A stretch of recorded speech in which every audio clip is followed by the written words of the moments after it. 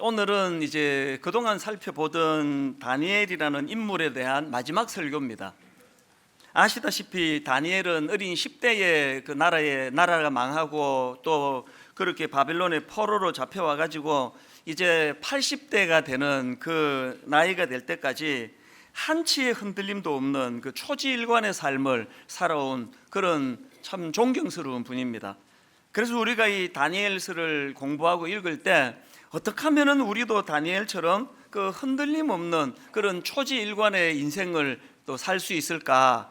이런 참 그 부러워하는 마음, 또 사모하는 마음으로 다니엘서를 읽어야 된다고 생각하는데요. 이런 질문을 가지고 본문을 읽다가 보면은 어떻게 다니엘이 그렇게 평생을 흔들림 없는 영적 각성과 또 성숙을 향하여 그렇게 나갈 수 있었는지에 대한 힌트를 좀 얻을 수가 있습니다.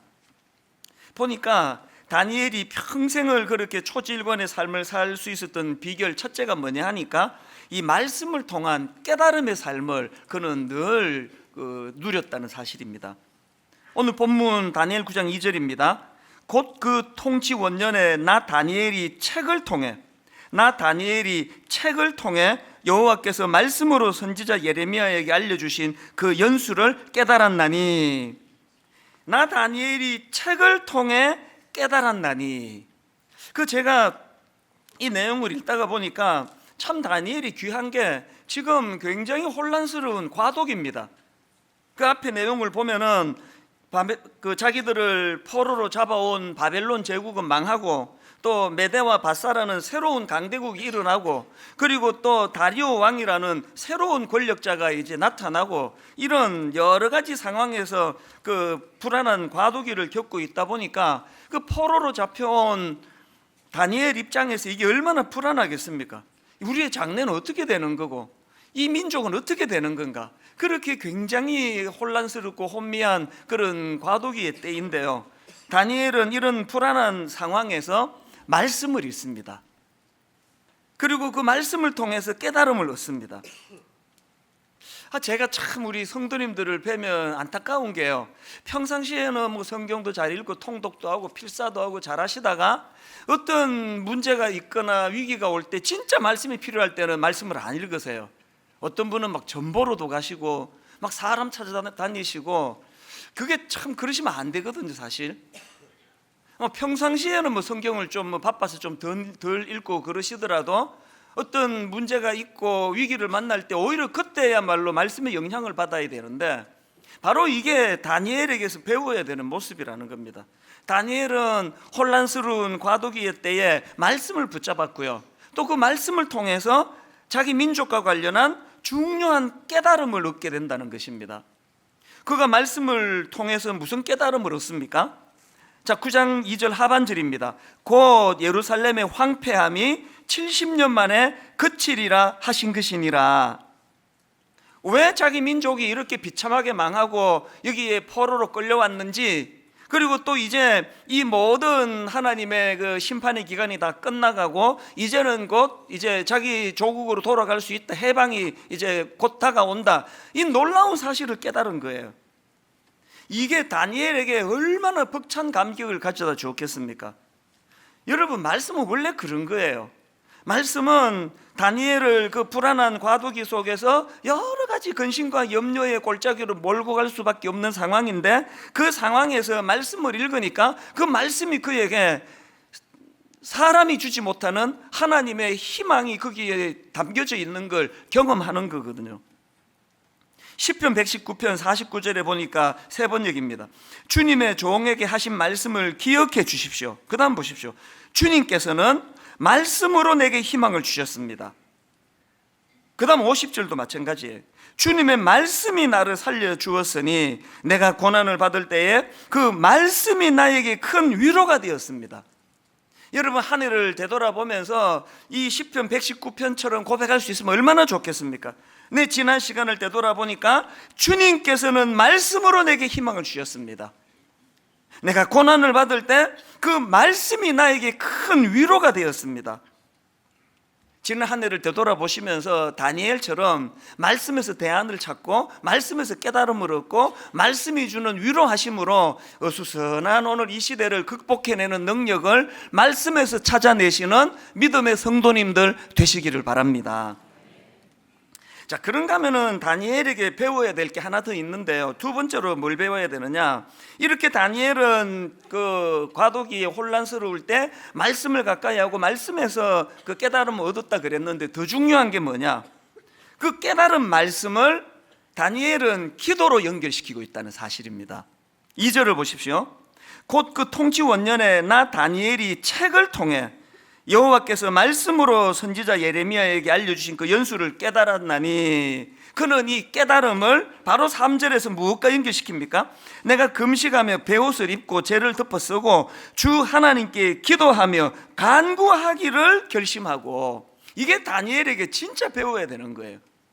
이 말씀을 가까이 하고 말씀의 깨달음을 얻는 것도 중요하지만 그 말씀의 깨달음이 있을 때 그거를 기도로 연결시킨다는 거예요. 지금 우리나라의 한국교회의 약점이 뭐예요? 기도파, 말씀파가 분리가 돼 있습니다. 이 사람은 말씀을 사모한대, 묵상을 잘한대, 큐티를 한대. 근데 기도는 별로 안 해. 또 이 사람은 막 늘 성령님을 사모하고 또 은혜를 갈망하고 그렇게 또 기도의 자리로 나가는 막 기도의 막 대왕이에요. 막 기도 얼마나 열심히 하는데 말씀은 잘 몰라요. 이 두 개가 합쳐지지 않고는 온전하다 할 수 없습니다. 말씀이 깨달아지면 그 깨달음을 기도로 가져가고 기도가 기도의 능력이 나타날 때 그것을 말씀으로 연결하고, 그래서 그 책 중에서 오늘부터 다시 기도라는 책이 있는데요. 그 책에 보니까 그 존 파이프의 말을 인용을 합니다. 한번 들어보세요. 내가 무엇보다 소중하게 여기는 일은 하나님의 말씀이 내 기도를 인도하고 말씀이 내 기도를 가득 채워 지탱해주고 통제하는 것이다. 그리고 또 이런 내용도 있습니다. 성경을 펼쳐 읽기 시작하라. 만나는 구절마다 멈추어 서서 그 구절을 기도로 바꾸라. 성경을 펼쳐 읽기 시작하라. 만나는 구절마다 멈추어 서서 그 구절을 기도로 바꾸라. 이 지금 뭘 교훈하는지 아시겠습니까? 기도가 터지면 그 기도를 말씀으로 연결시켜야 되고 말씀에 깨달음이 있으면 그거를 붙잡고 기도로 나가야 되는 거예요. 지금 뭐 기도 안 하시는 분이 너무 많은 거, 이것도 참 가슴 아픈 일이지만요, 그렇게 열정적으로 기도하시는 분들 중에 옆길로 새는 분이 많아요. 막 이단이 막 여러분을 유혹하고 할 때 막 성경도 안 읽고 기도 안 하는 분은 너무너무 안전해요. 하나도 관심이 없는데 뭐 이단이 뭘로 유혹을 합니까? 주로 이단에 넘어가는 분들을 보면은 기도가 뜨겁고 열정이 넘치고 그런 분들이 넘어가는 거 아닙니까? 안도의 미소를 띠는 모든 분이 다 지금 말씀을 안 읽는 분은 아니겠죠? 여러분, 기도하는 거 중요한데 말씀의 근거를 가지고 말씀이 가르쳐 주는 것을 가지고 기도하는 이것이 중요하고요. 여러분, 묵상하고 성경을 잘 읽는 습관이 되신 분은 새해에는 그 물꼬를 기도로 연결시키는 이 두 가지가 통합되는 그런 성숙한 신앙인들이 되시기를 바랍니다. 이게 다니엘에게서 우리가 배우는 참 귀한 모습인데요. 자, 근데 여러분, 여기서 한 가지요. 참 다니엘이 성숙하고 귀한데요, 오늘 본문을 얼핏 보면은 그 다니엘에게서 좀 이해가 안 되는 두 가지 모습이 나타납니다. 얼핏 보면은 그렇습니다. 그게 뭐냐 하니까, 자, 첫째로 우리가 살펴볼 게 뭐냐, 제가 말씀드렸죠. 다니엘이 말씀을 읽다가 곧 자기 민족이 이제 해방되어 조국으로 돌아갈 수 있게 되었다, 이 가슴 벅찬 깨달음을 얻게 됐다고 말씀드리지 않았습니까? 자, 여러분이 다니엘이라면 그 수순한 과도기의 말씀을 통해서 이제 우리 민족이 이제 드디어 해방의 기쁨을 맛보게 되었다, 이 막 가슴 벅찬 깨달음을 얻게 됐다면 여러분은 그 다음에 어떤 반응을 보이시겠습니까? 제가 전에도 말씀드렸지만 제 지나온 삶을 되돌아보면은 막 가슴이 터질 것 같은 그런 감격을, 기쁨을 경험한 게 한 몇 번 있었는데, 그 중에 하나가 말씀드렸죠. 그 대학 졸업 조건이 다 채워지고 그 학적부에서 이제 드디어 졸업하게 됐다, 축하한다, 그렇게 이야기를 듣고 집으로 가는 차 안에서 그 고속도로에서 사고 날 뻔했습니다. 막 너무 너무 막 목이 쉬도록 소리 지르고 막 해냈다고 막 말로 다 할 수 없이 기뻐서 주체가 안 되더라고요. 그런데 여러분 지금 다니엘 입장에서 뭐 그 정도겠습니까? 기쁨이. 이건 뭐 자기 개인의 해방도 기쁘지만 민족이 이제 해방을 받게 된다는 막 가슴 벅찬 깨달음을 얻었으니까 여러분이 다니엘 같으면 어떤 반응을 보일 것 같으세요?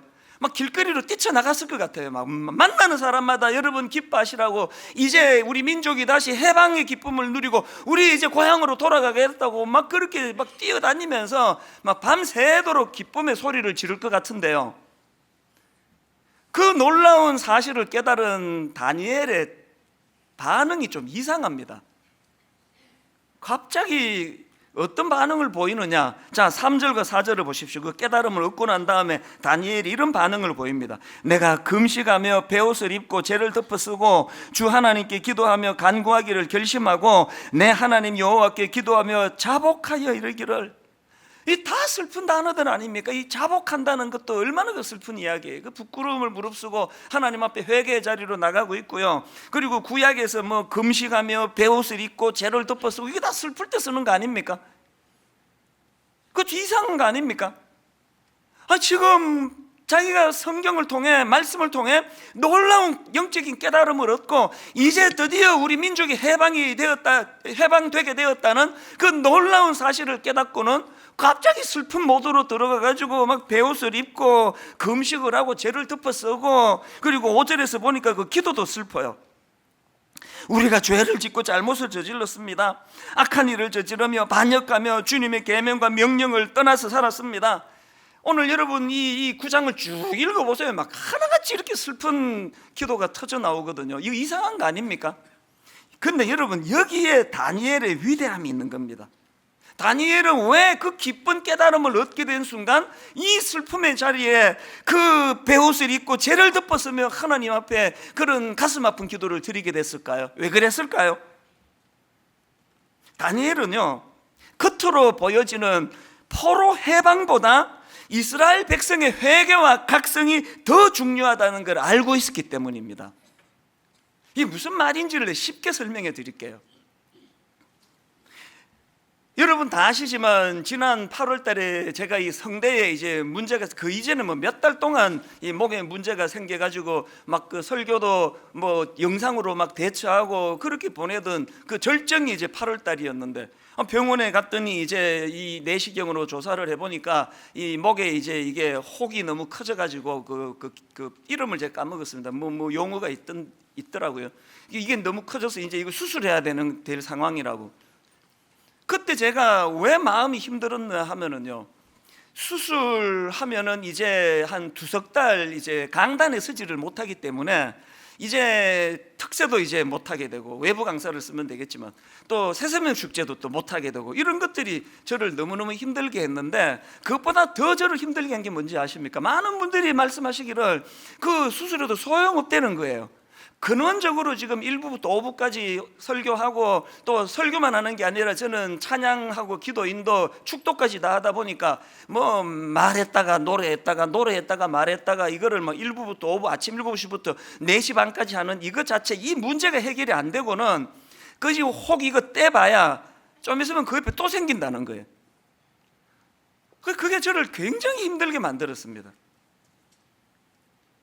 이거 뭐 전신 마취해가지고 그렇게 억지로 그 수술해봐야 지금 뭐 제가 그렇다고 예배를 뭐 한 2번만 드릴 수 있는 상황도 아닌데, 그래서 제가 고뇌하다가 죽으면 죽으리라 그러고 나 수술 안 한다고. 그렇게 하고는 이제 특세도 막 근래에 드물게 하나님 은혜를 주시고, 새세면 축제 뭐 오늘에 이르기까지 이제는 뭐 영상으로 뭐 예배 전혀 없잖아요. 계속 혼자서 다 하는데도 여러분이 들으셔서 알지만 근래에 이 성대가 이렇게 마음대로 소리를 지르고도 목이 잘 안 잠기는 것들이 근래에 잘 없던 현상이에요. 이 어떻게 이게 가능했는지 아십니까? 물론 하나님의 특별한 은혜도 있었지만 제가 결심한 게 뭔지 아십니까? 어차피 1부부터 5부까지 설교하는 이거를 줄일 수 없다면 성대를 강하게 해야 되겠다. 그래가지고 이제 그때부터 전문가 찾아가고, 또 저한테 또 일주일에 한두 번씩 오셔가지고 발성 연습도 배우고, 그리고 막 그냥 여기 오기 전에 그 커피포트에 물을 팔팔 끓여가지고 수증기를 막 입으로 막 들이마시고 이 성대를 촉촉히 또 적셔야 된다 그래가지고, 그리고 또 그 틈만 나면은 이제 막 이거 발성 연습을 제가 혼자 해요. 뭐 이런 거 하고 또 막 이런 것도 하고, 하여튼 막 할 수 있는 모든 걸 다 동원해 가지고 애를 썼더니요, 성대가 진짜 튼튼해지더라고요. 다니엘이 지금 겉으로 보여지는 민족 해방, 이게 지금 기쁨이 안 되는 건 뭐예요? 근원적으로 하나님 앞에 그 범죄의 원인이 해결되지 않고 주님 앞에 각성하고 돌아서지 않으면 해방되면 뭐 하느냐는 거예요. 그래서 다니엘의 기도를 보면은 9장 13절입니다. 모세의 율법에 기록된 대로 이 모든 재앙이 이미 우리에게 내렸사오나 우리는 우리의 죄악을 떠나고 주의 진리를 깨달아 우리 하나님 여호와의 얼굴을 기쁘게 하지 아니하였나이다. 무슨 말인지 아시겠죠? 너무너무 가슴 아프게도 우리 민족이 이 무서운 하나님의 징계를 받고도 지금 돌이키지를 않습니다. 회개하지 않는 우리 민족을 불쌍히 여겨 주시옵소서. 그 기도 아닙니까? 한 해를 마무리하는 이 시점에서 우리의 자세를 여러분 부끄러워 고쳐야 돼요. 그때 위기만 모면하면 되는, 이것이 우리 몸에 배어있는 너무너무 부끄러운 모습 아닙니까? 뭐 대형 사고만 나면은 전문가들 나와가지고 뭐 이래야 되고 저래야 되고 뭐 어쩌고 막 조치 취하고 뭐 계속 이제는 이런 일 안 일어나나 보다 하는데, 좀 지나면 또 같은 일이 일어나고 좀 지나면 또 같은 일이 일어나고. 왜 그렇습니까?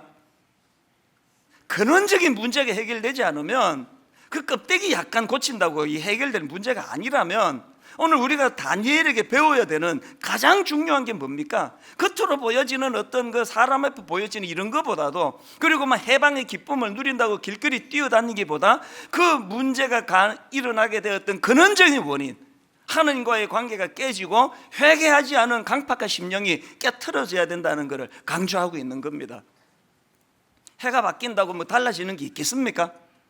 달력 뜯어내고 새 달력 단다고 뭐가 달라지겠습니까? 근원이 바뀌질 않는데.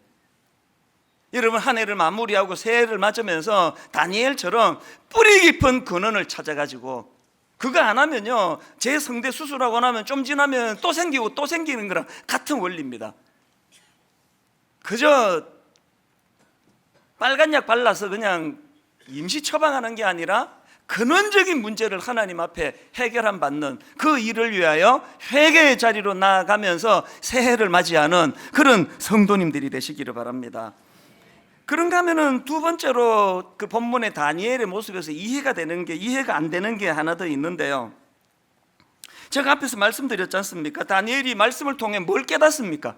이렇게 포로로 끌려가고 나라가 망하게 된 건 자기 민족의 범죄함 때문이다.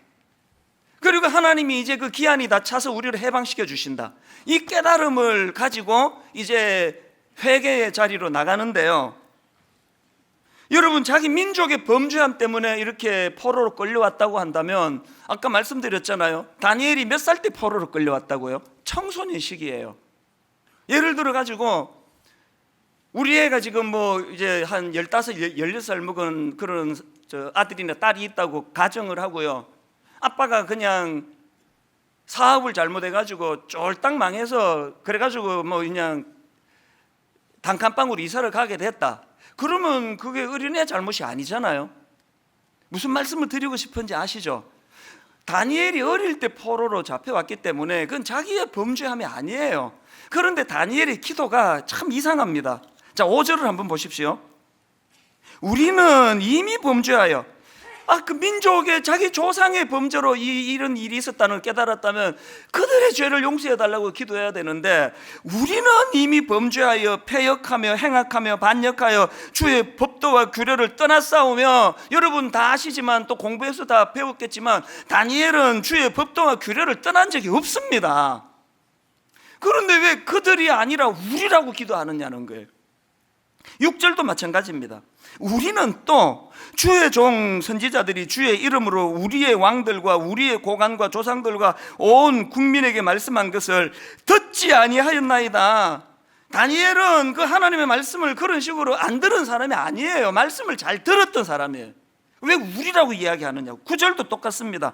주 우리 하나님께는 긍휼과 용서하심이 있사오니 이는 누가? 우리가 주께 패역하였으며. 근데 여러분, 여기에서 이런 다니엘의 태도가 전 너무 감동이 되는 게요, 왜 그러냐 하니까 예레미야 31장에 이런 내용이 나옵니다. 29절 30절, 자, 세 번역으로 보십시오. 그때가 오면 사람들이 더 이상 아버지가 신포도를 먹었기 때문에 자식들의 이가 시게 되었다는 말을 하지 않을 것이다. 오직 각자가 자기의 죄악 때문에 죽을 것이다. 신포도를 먹는 그 사람만의 이만 실 것이다. 이 배경이 어떤가 하면은요, 뭐라고 지금 백성들이 항변합니까? 왜 아버지가 먹은 신포도 때문에 내 이가 실해야 되느냐고요. 아니, 왜 조상들이 지은 죄 때문에 죄 없는 우리가 포로로 끌려가야 되느냐고요. 그 사회적인 분위기를 아시겠죠? 또 맞는 이야기 아닙니까? 그게 논리적으로 합당한 거 아닙니까? 아버지가 신포도를 먹었는데 왜 내 이가 실해야 되느냐고. 뭔 죄로 우리는 잘못도 없는데 우리를 포로로 끌고 가느냐고. 그렇게 항변이 난무하던 그 시대에 다니엘은 그런 논리로 다가가는 게 아니라 모든 걸 다 껴안고 그 범죄의 범주에 자기는 쏙 빠지는 게 아니라 우리도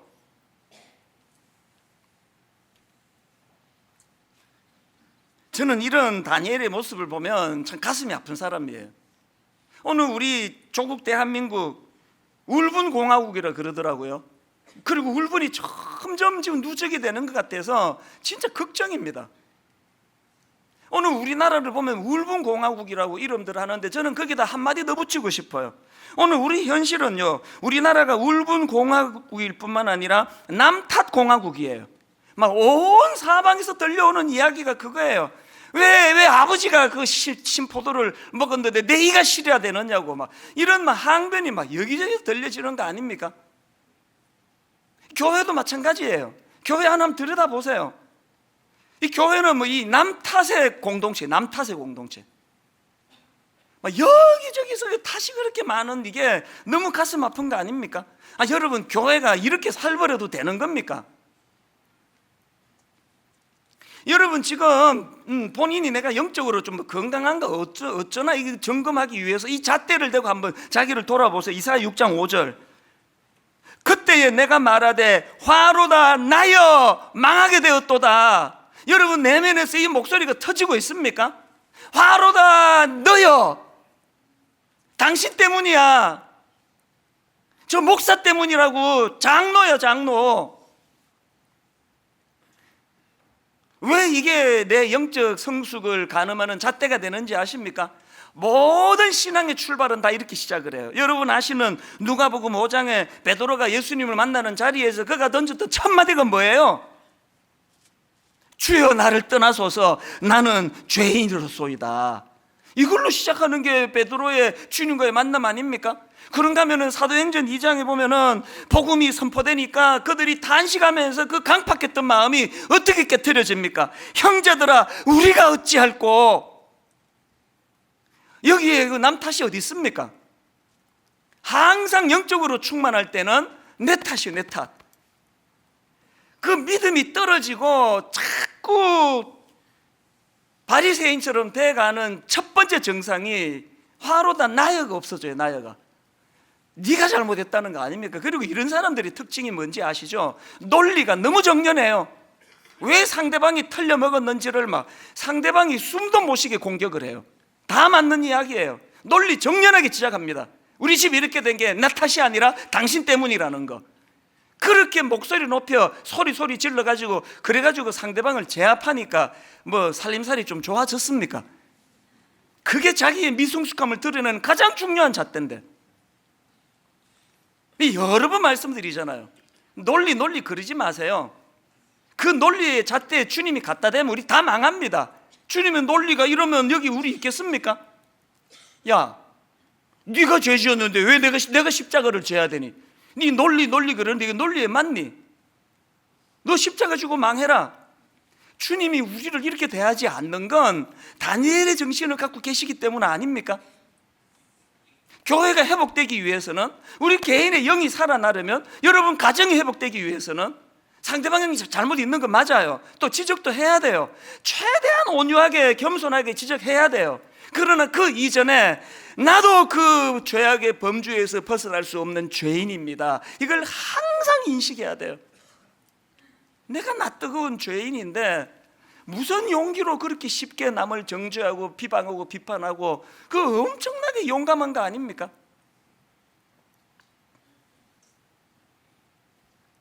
어느 글에서 제가 너무 감동적인 내용이 있어가지고 메모를 해뒀는데 근래에 다시 읽으니까 또 감동이 되더라고요. 내용을 한번 들어보십시오. 징기스칸은 어려서 아버지를 잃고 고향에서 쫓겨났지만 집안 탓을 하지 않았고, 또 그 다음 보세요. 물질이 없어 들쥐를 먹으며 연명했지만 물질 탓을 하지 않았고, 또 그 다음도 들어보세요. 자기 이름을 쓸 줄 몰랐지만 학력 탓을 하지 않았고, 또 그 다음 들어보세요. 그가 가진 군사는 적들의 100분의 1에 불과했지만 그는 환경 탓을 하지 않았다. 그리고 세계를 정복했다. 이게 저에게 정말 큰 울림이 됐습니다. 다시 한번 들어보세요. 징기스칸은 어려서 아버지를 잃고 고향에서 쫓겨났지만 집안 탓하지 않았고, 물질이 없어 들쥐를 먹으며 연명했지만 물질 탓을 하지 않았고, 자기 이름을 쓸 줄 몰랐지만 학력 탓을 하지 않았고, 그가 가진 군사는 적들의 100분의 1에 불과했지만 환경 탓을 하지 않았다. 그리고 세계를 정복했다. 오늘 도대체 우리는 왜 이러는 거예요? 그 심리학자가 쓴 책 중에 30이면 달라질 줄 알았다, 이런 제목의 책이 있는데요. 그 책에 보면은 그 프롤로그에서 저자가 내가 왜 이 책을 쓰게 됐는지 아십니까? 이 책을 쓰게 된 몇 가지 이유가 있습니다. 그러면서 이제 그 책을 쓰게 된 동기를 밝히는 부분이 있는데 직접 한번 들어보세요. 절대 다른 사람은 바꿀 수 없습니다. 내가 바꿀 수 있는 것은 오직 세상과 타인에 대한 나의 태도뿐입니다. 다시요. 절대 다른 사람은 바꿀 수 없습니다. 내가 바꿀 수 있는 것은 오직 세상과 타인에 대한 나의 태도뿐입니다. 사람들이 이걸 너무 몰라가지고 그 책을 썼답니다. 그 책을. 절대로 우리는 다른 사람을 바꿀 힘이 없습니다. 그건 하나님만 하세요. 그 연약한 사람을 향한 내 태도가 달라질 때, 그게 다니엘에게서 배우는 거 아닙니까? 우리가 저는 연말을 맞이해가지고 아가서 2장 10절 말씀이 막 너무 저에게 지금 뜨거움을 줘요. 울컥울컥 막 눈물이 맺힙니다. 나의 사랑하는 자가 내게 말하여 이르기를 나의 사랑 내 어여쁜 자야 일어나서 함께 가자. 주님이 그렇게 논리정연하게 우리의 모습을 보고 너는 따라가도 되겠다, 너는 임마 따라올 자격을 잃어버렸다, 그랬으면 제가 주님과 따라갈 수 있는 자가 되겠습니까? 왜 눈물이 납니까?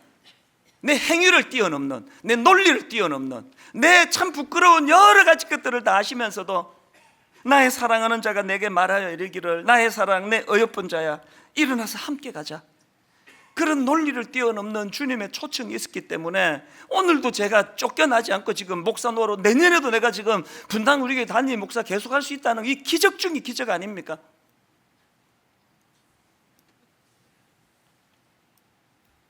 새해를 맞이하면서 다니엘에게서 이 모습을 배우셔야 됩니다.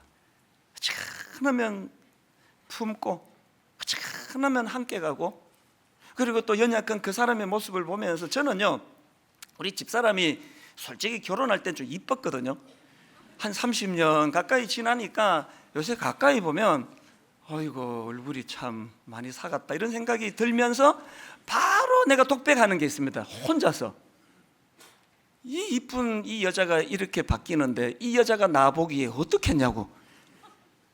내색하지 않는 그분이 고마울 뿐이에요. 왜 사람이 문제가 생깁니까? 자기 얼굴 늙어가는 거는 못 보고 상대방만 보이니까 계속 문제만 찾아내는 거 아닙니까? 성령님이 우리 안에 우리를 조명해 주시면 상대방의 연약한 요만큼 있을 때, 우리 집사람이 이게 좀 나이가 들었구나, 이제 흰머리가 나네, 그럴 때 상대방이 저를 보면은 흰머리로 뒤덮여져 있는 모습일 거예요. 자기를 못 보기 때문에 그런 거 아닙니까? 새해에 이 영적인 원리를 따라 항상 은혜 받고 나면 화로다 나여 망하게 되었도다. 그리고 우리가 범죄했다. 그렇게 함께 일어나 함께 가자는 주님의 정신으로 그렇게 회개의 자리로 나아가는 믿음의 식구들 되시기를 바랍니다. 하나님은 이런 다니엘의 모습을 기뻐하셨는데요. 자, 다니엘 9장 21절입니다. 곧 내가 기도할 때에 이전에 환상 중에 본 그 사람 가브리엘이 빨리 날아서 저녁 제사를 드릴 때쯤에 내게 이르더니 23절을 보십시오. 곧 내가 기도를 시작할 즈음에 명령이 내렸으므로 이제 내게 알리러 왔느니라. 너는 크게 은총을 입은 자라. 저는 이 구절에서 두 가지를 발견하는데요, 우리가 다니엘처럼 이렇게 건강하게 남 탓하지 않고 자기가 주님 앞에 회개하며 나가는 이런 기도는 두 가지 하나님의 놀라운 그 복이 부어지는데, 첫 번째가 뭐냐? 응답이 빨라요. 응답이 빠릅니다. 23절을 세 번역으로 보니까 네가 간구하자마자 곧 응답이 있었다. 그런가 하면 두 번째 복이 뭔지 아십니까? 응답만 빨리 해주시는 게 아니라 그렇게 기도하는 그 사람 존재를 기뻐하세요. 여기 나오는 은총을 입은 자라는 표현은 원어로 보면은 소중한 자 혹은 하나님께서 기뻐하시는 자, 이렇게 번역할 수 있는 단어예요. 그래서 세 번역이 이렇게 번역하지 않습니까? 23절을 보십시오. 네가 간구하자마자 곧 응답이 있었다. 그 응답을 이제 내가 너에게 알려주려고 왔다. 네가 크게 사랑을 받고 있기 때문이다. 여러분, 진짜 여러분 이런 다니엘 같은 인생이 되면 좋겠습니다. 기도하면은 응답이 빨리빨리 이루어지는 그런 인생. 응답만 빨리 주시는 게 아니라 뭐 하나님이 그저 막 네가 어떻게 기도도 그렇게 이쁘게 하니? 아이고 참 같은 기도를 해도 니는 참 그 이쁘게 한다. 어떻게 그렇게 사랑스럽니? 뭐 전에도 말씀드렸지만 내가 애를 셋이나 키워보니까요, 깨물 안 아픈 건 없는 건 사실이에요. 다 아파요. 다 잘 되기를 바라요. 한 해라도 잘못되면 막 내 인생이라도 바꿀 만큼 그렇게 소중한데요, 그러나 여러분 하는 짓 따라 가지고 이쁜 건 차이가 좀 있더라고. 이쁜 건 하는 말마다 이쁘게 하는 애는 더 이쁘고요, 하는 말마다 밉상스럽게 하는 애는 안 이쁘고요, 이것도 저것도 아무 말 안 하고 있는 애는 그냥 보통이에요. 하나님 앞에 여러분 이쁨을 받아야 돼요. 이쁨을. 우리 밉상스러워도 그렇다고 우리 뭐 호적에서 파고 안 하십니다. 그러나 하나님과의 친밀감에서 좀 이쁨을 받아야 돼. 이쁨.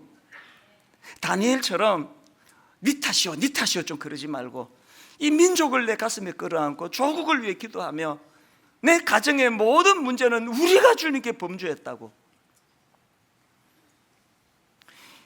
이제 이 다니엘이라는 인물에 대한 말씀을 마치면서요, 이걸 총 정리하면서 이제 간단하게 우리가 이 다니엘에게서 배워야 될 이제 두 가지를 말씀드리고 이제 결론을 맺으려고 합니다.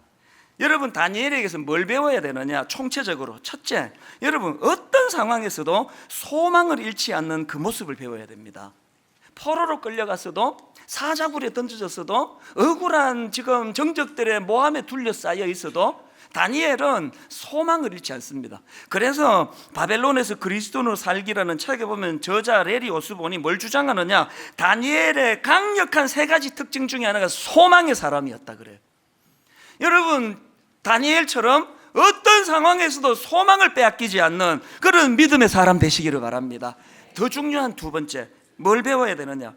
그 소망을 유지하게 하는 도구가 그게 기도였다는 사실을 깨달아 알으셔야 됩니다.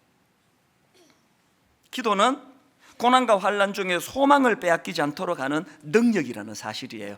그래서 저는 다니엘서를 총 정리하는 묵상하는 가운데 요한복음 8장 12절 말씀이 제게 탁 정리가 되더라고요. 예수께서 또 말씀하여 이르시되 나는 세상의 빛이니 나를 따르는 자는 어둠에 다니지 아니하고 생명의 빛을 얻으리라. 예수께서 또 말씀하여 이르시되 나는 세상의 빛이니 나를 따르는 자는 어둠에 다니지 아니하고 생명의 빛을 얻으리라. 빛 대신 주님과 가까이 그분과 교제하고 그분께 기도하고 그분이 기쁘신 일을 행하고 살아간다면 아무리 어둠이 내 안에 있는 빛을 잡아먹으려고 해도, 여러분, 어둠은 빛이 오면 물러가지만 빛을 물러가게 할 어둠은 없습니다. 다니엘서를 총 정리하는 이 시점, 또 한 해를 마무리하는 시점에 그 찬양 하나가 저에게 울컥울컥 눈물을 가져다 줘요. 제목이 주님 여기 계시기에. 이렇게 시작합니다. 주님 나를 부르시니 두려움 없이 배에서 나아가리라. 주님 보고 계시기에 의심치 않고 바다를 걸어가리라. 어느 대목에서 마음이 이렇게 울컥울컥, 길 가다가도요, 이 대목이 되면 이렇게 자꾸 이렇게 눈물이 제가 맺히는 거예요. 어느 대목인가 후렴에서 반복되는 이 말씀을 보십시오. 주님 여기 계시기에 이 깊은 바다가 반석이 되고, 주님 여기 계시기에 반석 위를 내가 걸어가리라. 주님 여기 계시기에 저 거친 파도가 반석이 되고, 주님 여기 계시기에 반석 위를 내가 걷습니다. 어떤 사람은요, 어디다가 지나온 삶의 방점이, 어디다가 무게중심이 있느냐, 아이고 파도가 엄습해서 물에 빠져 죽을 뻔했습니다. 베드로 실제로 빠졌잖아요. 아이고 유난히 고난이 많았습니다. 아픔이 많았습니다. 돌뿌리에 쳐여 지금도 생각하면 아픕니다. 그런 사건에 지난 한 해를 점검하는 분이 계시고요, 또 그런가 하면 어떤 분은 그런 모든 사건을 다 어우러 가지고 주님 여기 계시기에 그 많은 어려움이 있었지만 오늘 그래도 여기에 예배자로 설 수 있게 됐습니다. 주님 여기 계시기에. 여러분은 초점이 어디에 머물러 계십니까? 작년 이맘때 목회 한 20몇 년 가장 위기에, 그리고 가장 아픔으로 목회에 자신이 없는, 내 목회를 그만둬야 되나? 그런 갈등을 겪으면서 시작한 게 올 2018년도거든요 그랬는데 부활주일 그 말씀을 준비하는 가운데 주님 여기 계시기에 저를 치유해 주시고 용기를 주시고 다시 일어서게 해주셨기 때문에 지난 2학기는 그 이후로 어떤 해보다도 더 충만하게 달려갈 수가 있었거든요. 여러분 어디에 무게를 두고 살아가세요? 주님 여기 계시기에, 주님 여기 계시기에. 내 연약함에다가 내 아픔에다가 초점을 두지 마시고 주님 여기 계시기에. 이게 자꾸 울컥울컥 눈물이 나더라고요. 다니엘서를 총 정리하며 올 한 해 말씀을 총 정리하며 이 한마디로 주님 앞에 나가기 원합니다. 주님 여기 계시기에. 우리 찬양 같이 한번 불러보지 않으시겠습니까? 주님 나를 부르시니 두려움 없이 배에서 나아가리라. 주님 나를 부르시니 두려움 없이 배에서 나아가리라. 주님 나를 부르시니 주님 나를 부르시니 주님 내게 오라시니. 주님 내게 오라시니. 여러분 그 다음 가사를 보세요. 주님 보고 계시기에. 주님 보고 계시기에 그 위험한 바다지만 의심치 않고 바다를 걸어가리라. 참 위험한 이 세상이지만 주님 보고 계시기에, 주님 여기 계시기에. 여러분 이렇게 한번 선포하지 않으시겠습니까? 주님 여기 계시기에. 주님 여기 계시기에 이 깊은 바다가 반석이 되고 바다가 반석이 되고 주님 여기 계시기에. 주님 여기 계시기에 그 위험한 바다를 오히려 반석 위를 내가 걸어가리라. 내가 걸어가 주님 여기 계시기에. 주님 여기 계시기에 저 거친 파도가 반석이 되고 파도가 반석이 되고 주님 여기 계시기에 주님 여기 계시기에 반석 위를 내가 걷습니다. 내가 걷습니다. 아까 예배 마치고도 어떤 성도님 부부가 오셔서 눈물로 같이, 인간이 위로하기는 어려운 참 그런 아픈 상황을 제가 기도해 드렸는데요, 인생길 가다가 보면은 돌뿌리에 채이고 자빠지고 계획한 대로 잘 안 되고, 그래서 그것 때문에 무너지고 또 무너지는 게 인생이지만, 그럼에도 불구하고 어떻게 오늘까지 일어설 수 있게 되었나? 주님 여기 계시기에, 주님 여기 계시기에. 여러분 돌뿌리에 채여 넘어진 자기만 보면 초라해요. 용기가 안 납니다. 저도 올 초에 그랬습니다. 목회를 그만둬야 되는 거 아닌가? 주님 여기 계시기에 또 회복이 일어나고, 자격 없는 전데 일어나, 사랑하는 자야 일어나 함께 가자. 주님 여기 계시고 저를 불러주시기에 이 마지막 예배까지 이렇게 힘있게 말씀을 전할 수 있는 것, 딱 한마디로 요약되는 올해의 단어, 주님 여기 계시기에.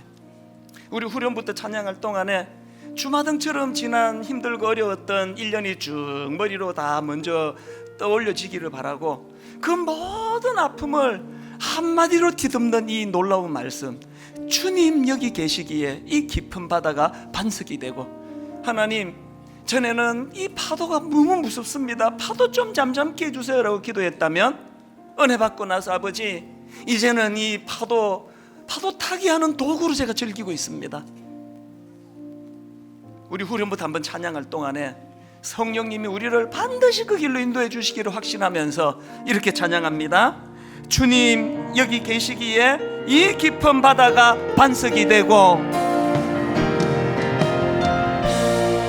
주님 여기 계시기에 이 깊은 바다가 반석이 되고, 바다가 반석이 되고 주님 여기 계시기에 주님 여기 계시기에 반석 위를 내가 걸어가리라.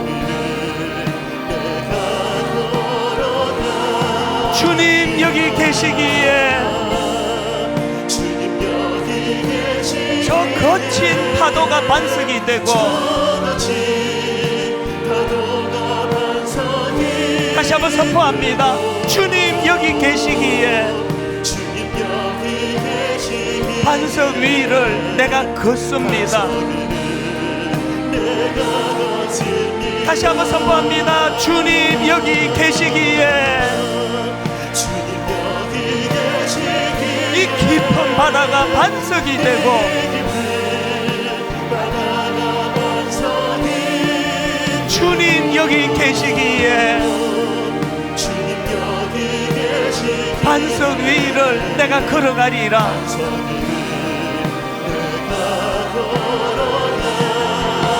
주님 여기 계시기에 주님 여기 계시기에 저 거친 파도가 반석이 되고, 주님 여기 계시기에 주님 여기 계시기에 반석 위를 내가 걷습니다. 내가 걷습니다. 내 마음이 힘에 겨워 지칠지라도 마음이 힘에 겨워 지칠지라도 주님 나를 지켜주시네. 나를 지켜주시네. 세상의 험한 풍파 몰아칠 때도 주님 나를 지켜주시네. 여러분 지난 한 해 돌아보며 선포하십시오. 주님은 나의 산성, 주님은 나의 요새,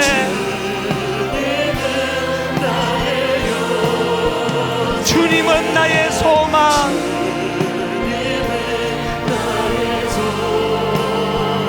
나의 힘이 되신 여호와. 아무것도 두려워 말라.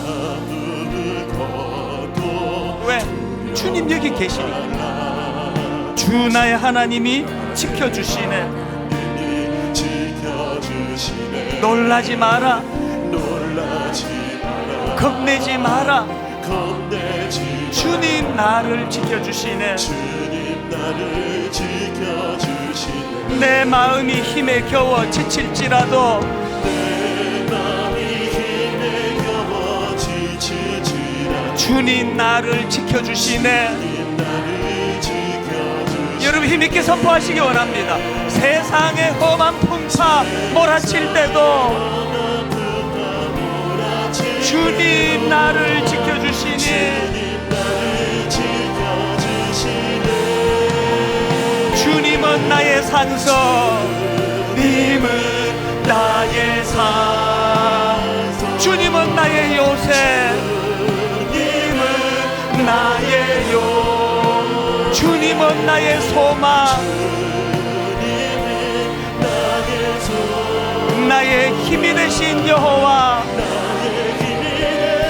우리 마지막으로 다 일어나서 선포합니다. 내 마음이 힘에 겨워 지칠지라도 주님 나를 지켜주시네. 세상의 험한 풍파 몰아칠 때도 주님 나를 지켜주시네. 주님 여기 계시기에 주님은 나의 산성, 주님은 나의 요새,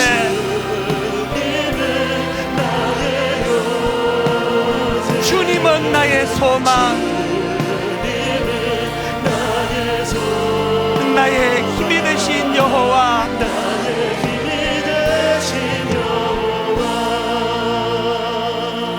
한 해를 총정리하는 기도를 또 다니엘을 돌아오면서 이 기도를 드리기 원합니다. 아버지, 어떤 경우라도 소망을 빼앗기지 않기 원합니다.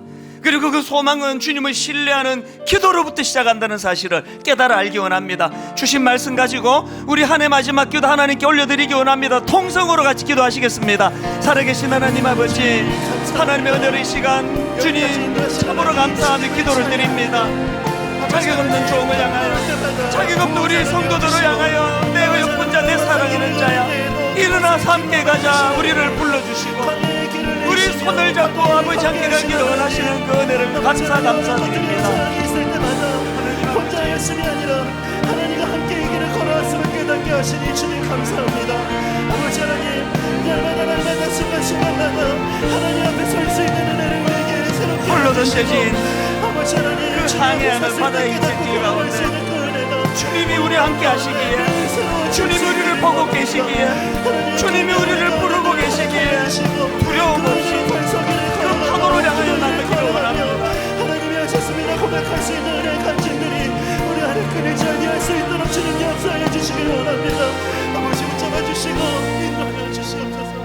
하나님 아버지, 홀로 던져진 인생길이 아니라 주님이 함께 하시기에, 그 주님이 나를 부르시기에 두려움 없이 배에서 뛰어 그 파도로 치는 바다를 향해 도전할 수 있을 줄로 믿습니다. 하나님, 늘 이 파도 좀 없애달라고 기도했던 연약했던 저희가 이제는 주님이 함께 계신 이의 마음을 담고서 오히려 하나님, 이 파도를 파도 타기 하며 즐기는 도구로 삼아 주시기 원합니다. 그렇게 기도하는 저희들 되게 하여 주시옵소서. 주님 여기 계시기에 이 깊은 바다가 반석이 되고, 주님 여기 계시기에 반석 위를 내가 걸어가리라. 주님 여기 계시기에 저 거친 파도가 반석이 되고, 주님 여기 계시기에 반석 위를 내가 걷습니다. 우리의 삶이 마감되는 그 어느 날 바로 이 고백을 주님께 드리며, 주님 여기 계시기에 내가 반석 위를 걷습니다. 이 성숙의 자리로 나아가도록 인도해 주시고, 또 맞이하는 새해 이 꿈을 가지고 한 해를 바라보며 달려가도록 함께하여 주시옵소서.